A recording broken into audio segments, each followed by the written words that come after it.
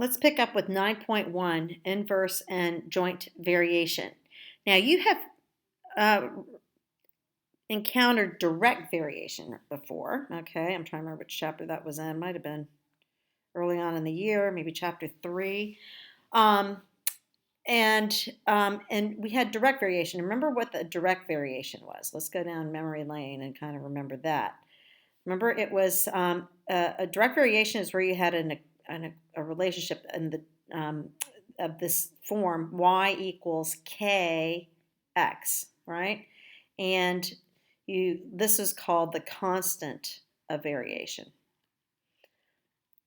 Remember how we were looking at tables of data and we were able to tell whether or not we had a direct variation or not. And it was when we looked at the relationship of what k was. If k, which, if I solve for k here, if k equals y over x, and I was able to take a table of data of my inputs and divide, and then my outputs, I'd have my output divided by my inputs, and this number stayed fairly constant all the way through the table of data, then we were said to have a direct variation. All right, so in this section, we're going to be talking about another kind of variation that's different than a direct variation. It's called an inverse variation. And it's of this form. Instead of y equals kx, it's y equals k divided by x. And of course, since we don't want to divide by 0, x can't be 0, obviously. And also, k can't equal 0 because otherwise we would have a constant equation of y equals 0 and there would be no variation going on. So k still plays the role of the constant of variation, but it's in an inverse capacity. So what does that mean? Well, let's think about this real quick. Let's think about x. X is now in the denominator. What happens to the overall number as x gets really big, right? As x gets really, really big, the overall number becomes a smaller and smaller fraction, right? So y gets smaller. So as x gets really big, y gets really small. So they have inverse relationships. And alternatively, if x gets really, really, really tiny, then what happens to y? It gets large. So that's why it's considered an inverse variation. All right, so let's look at example 1. All right, and example 1, they're saying, tell whether x and y show direct variation, inverse variation, or neither. Okay, so on A, they're presenting us with y equals 5, y divided by 5 equals x. Okay, so the first thing you want to do is you want to get this to look more like this. So this is going to be in terms of y. So if we rewrite this, I'm going to multiply by 5 on both sides. I get y equals 5x. Well, gee whiz, that looks a lot like y equals kx. And what kind of variation is that? That's direct, right? Because as x gets really big, y gets big. As x gets small, y gets small. This is a direct variation. So A is not a inverse variation. It's a direct variation. Okay, all right, now let's try B. All right, B says y equals x plus 2. Well, okay, do you see any constants being added onto this? No. So what is this really? It's just a linear equation, right? But it's not an inverse variation. It's not a direct variation, so it's neither. Okay, now let's do C.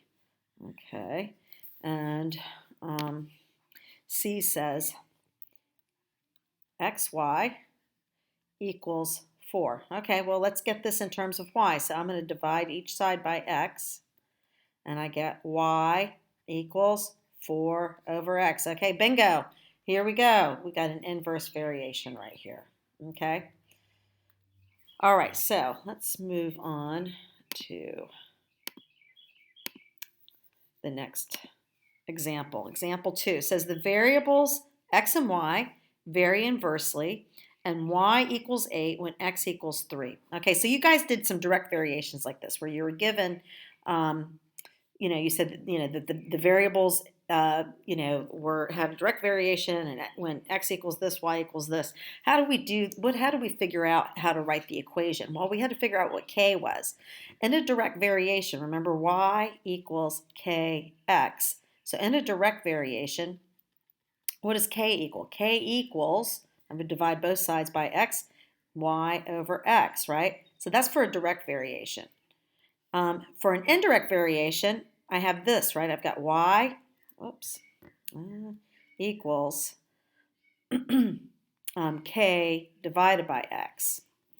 Okay, so now what am I going to do? Well, I'm going to multiply both sides by x, and so for the inverse, if I'm going to solve for k, I'm going to have this situation.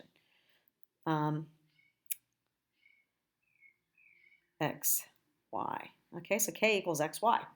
All right, so if I see that when y equals 8 and x equals 3, then to find k, I simply have to multiply these guys, and I get 24.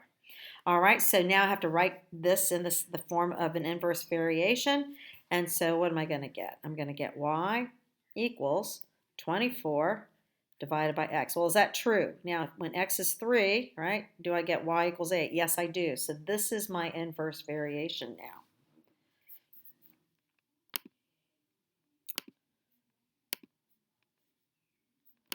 All right, now let's look at example 3. Let's read that together.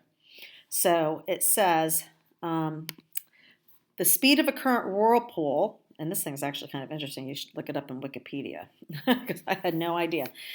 The speed of a current in a whirlpool varies inversely with the distance from the whirlpool's center. Okay, so think about it. So the Lofton Maelstrom is a whirlpool located off the coast of Norway. At a distance of 3 kilometers or 3,000 meters from the center, the speed of the current is about 0.1 meter per second. Describe the change in the speed of the current as you move closer to the whirlpool center. Okay, so here they said this is we're doing an inverse variation, but now we're using kind of a real life model, I guess.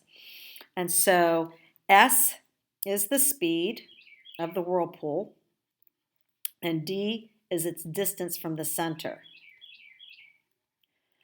All right, so think about as this gets really, really small, in other words, it gets really, really close to the center, okay, the distance away from the center, it gets really close, what's going to happen to the speed? It's gonna go up, right? And so now they're going to give us this table of data to look at this. Okay, so if you look at the table, it's saying that distance is this, and here's speed. I've got 2,000, right? And then my distance is 0.15, and then I got 1,500. I got 0.2, 500. I got 0.6, and then 250. All right, now remember, we're being given the x and the y here. We know that they vary inversely. Remember in inverse variation, I have this situation, y equals k over x. So in this case, it's s equals k over d. If I want to find k, what do I do? Well, I'm just going to multiply both sides by d. So I'm going to end up with k equals ds, right?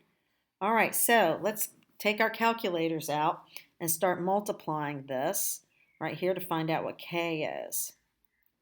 And it should be that, here it is.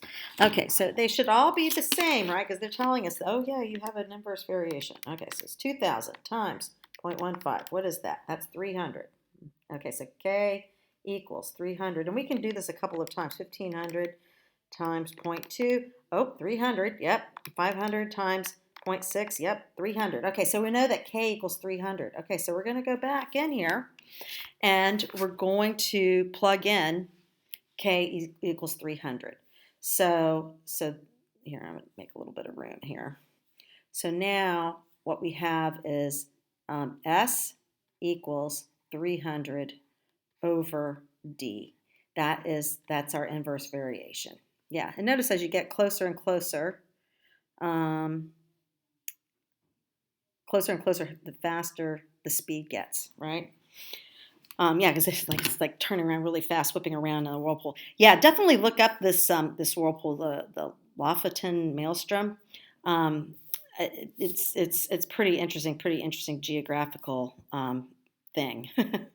All right, now I think I will take you to the next video for the next example.